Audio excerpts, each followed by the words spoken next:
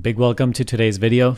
There's a question today by Matt, and it's regarding religious conditioning. So Matt asked, I have a powerful religious conditioning since childhood, which makes up a lot of who I am. It affects almost every way in which I look at the world. How do I stay firm in my faith while disconnecting from the cultural and guilt aspect of it? So this can be a very sticky question and a very touchy topic for many people. And of course, religion makes up a large part of our personal identity. It depends on the household and the country and the region and whatever culture that we grow up in. But yeah, for most part, a lot of us have a very strong religious imprint, which comprises a great portion of our personal identity. And actually, as long as you continue to identify yourself with your religion, there will always be some sort of guilt aspect to it. There will always be some sort of inner conflict. Identification with anything in life will always create that sort of inner restlessness or conflict or lack of clarity. So that is first and foremost. As you say, it makes up a lot of who I am. If that continues to be your belief, if you continue to identify yourself with your religion, there will always be that restlessness. There will always be that lack of clarity, which is why, when I came to the spiritual path, it resonated so deeply with me, because in the spiritual path, we can take practical steps to look at our experience right now, to look within ourselves right now, and start to discover who I am prior to, beyond all these limited identities. And yes, that's what religion also is in the way that we're speaking about it here. When you are identified with religion, it is a limited identity. So today, what we want to talk about is you can continue practicing your religion, because actually I promote that. I say any religion that you may, whatever your background is, as you go down the spiritual path, you may feel like, oh, it's taking that religion aspect away from me. But actually, it makes you even more firm in your faith. As you continue to quiet your mind, as you continue to purify the mind, as you continue to discover what you are prior to the mind, the layers and layers of confusion and conflict and resentment and guilt and that whole cultural aspect of it, all that starts to fade away. And it gives you way greater insight into the teachings of your religion and actually all other religions. That's what I found in my experience. I grew up sort of around the Hindu teaching. It was prominent in my household. I grew up in India for 10 years and then even came here. Still was, my family is Hindu and they do all the prayers, they do all the festivals and everything. I was never really interested in it since the beginning. Only when I started going deeper into this teaching did I learn to gain a whole new appreciation for Hinduism and its profound depth to which it understands all of this and shares it. But that's the same with every religion. The message of all religions is very pure and it is very aligned. If you really look through the nonsense into the pure message of the religion, all religions are really pointing to the same thing. But this only starts to become clear to us as we go deeper into the truth of who we are, beyond all the things that we disagree about. All the things that we disagree about are only on the surface level, and all these conflicts only exist because we're, again, identified with our points of view. But religion points to that which is beyond points of view. So today we want to talk about how to steer clear of this and how to grow in your understanding of your own religion, how to stay firm in your principles and your faith, how to strengthen all of that while minimizing the confusion, the negativity, the guilt, and the shame and whatnot.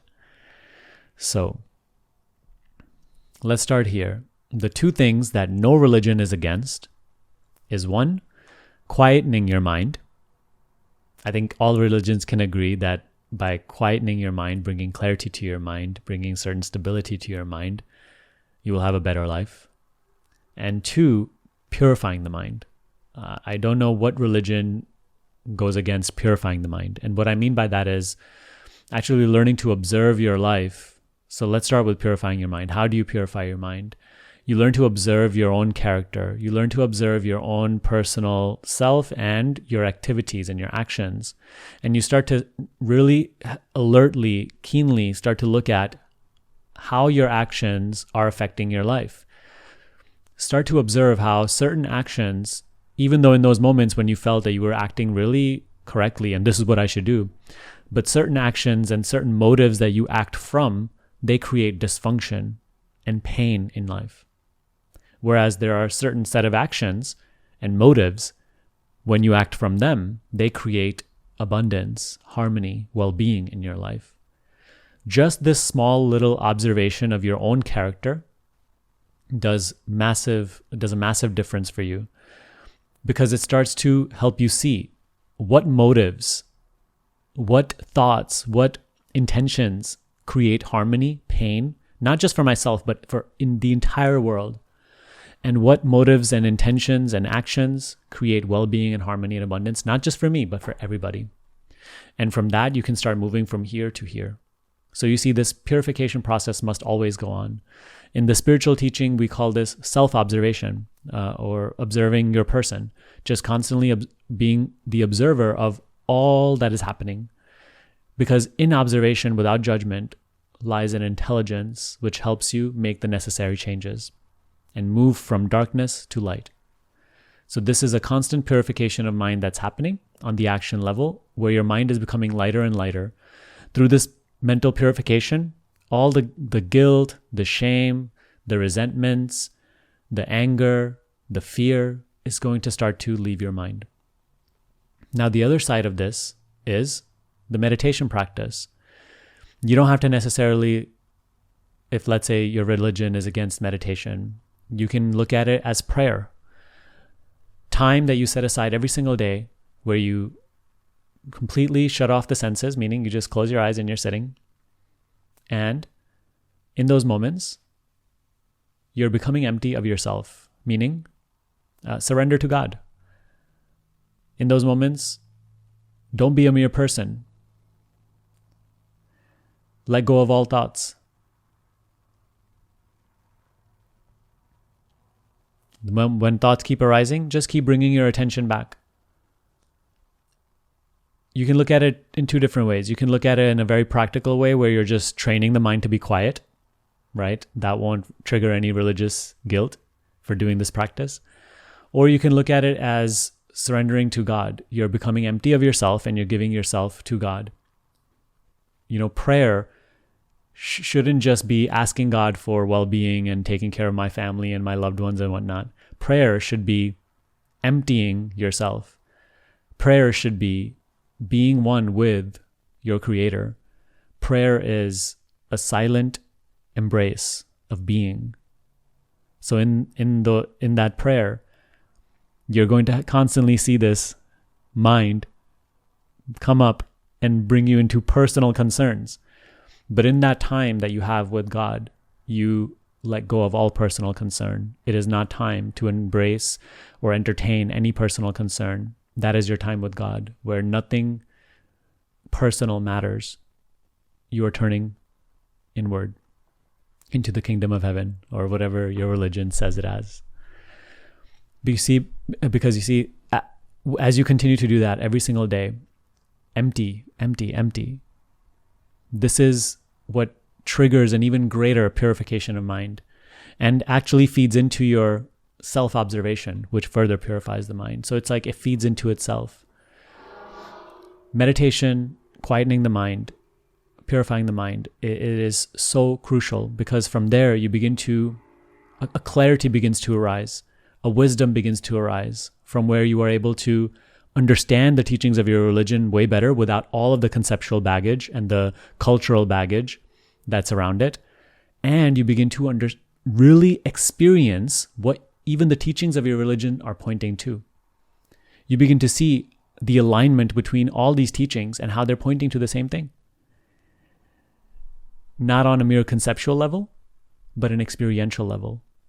And that is important, because not only will this remain a whole thing about faith, but rather you will start to grow in your conviction about these principles, about these teachings, You will start to experience them. And then from there, your faith cannot be doubted. You see what I mean? That's why I'm such a strong advocate of experiential learning. And all the things that we talk about in these videos and the resources that I share on the channel and inside of our group, it's all about helping you really apply this practice to your life. So please check out those resources if you haven't already. You can check it out on my main channel. I have plenty of guided meditations and instructional videos, or you can join our community down below. If you're watching this, I have some free courses there that will guide you in how to implement this teaching, how to start your meditation practice, how to go deeper into self-inquiry and self-observation and acceptance. One point that I want to clarify about this experiential path of meditation and self-inquiry is that it does not actually require faith.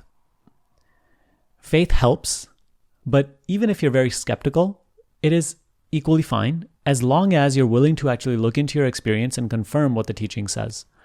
So with the self-inquiry teaching, and the reason it resonated so deeply with me, because when I came across this teaching, I was very afraid of being misled. I didn't have necessarily the same religious guilt and shame from my culture that maybe a lot of people experience. But what I had was a fear of falling into a cult or being misled in a wrong direction. So the reason that this teaching resonated a lot with me is because it did not ask me to necessarily follow any religious leader and place my trust and faith and my entire life in them.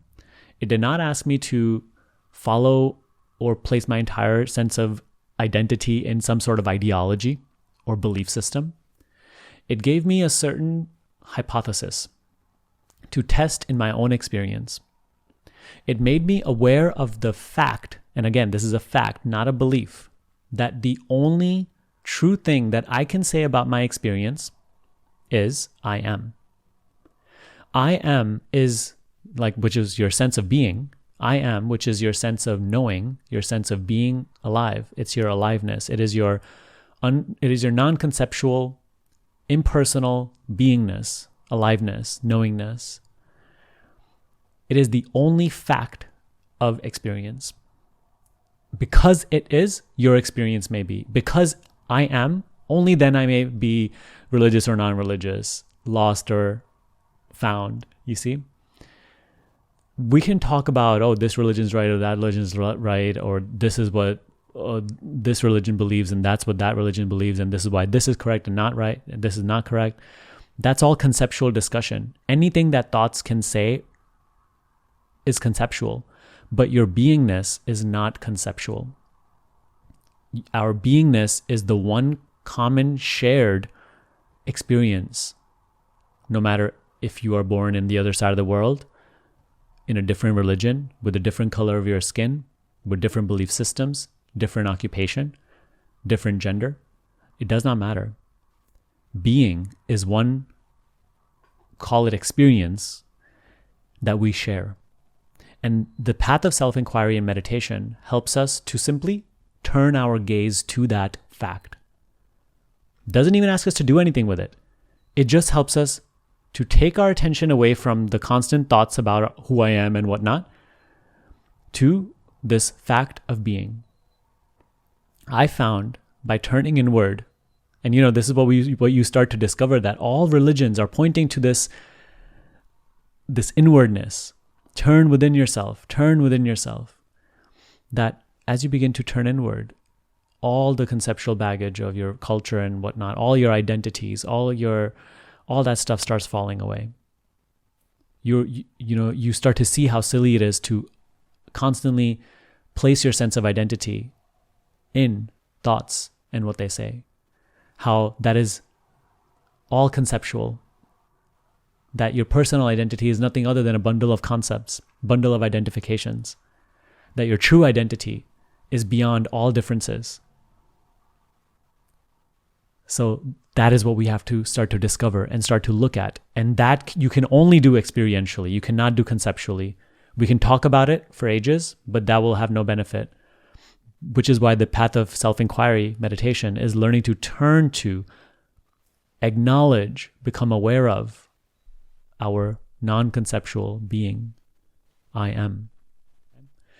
So please implement this advice if this resonated with you. I hope this was very, very valuable for you. I hope you can learn to integrate the spiritual teaching with your religion. And as you continue to walk down this path experientially, it brings clarity to both. It totally helps you see how they're both so aligned. So thank you for your question. I look forward to seeing you next time in the next video. Bye-bye.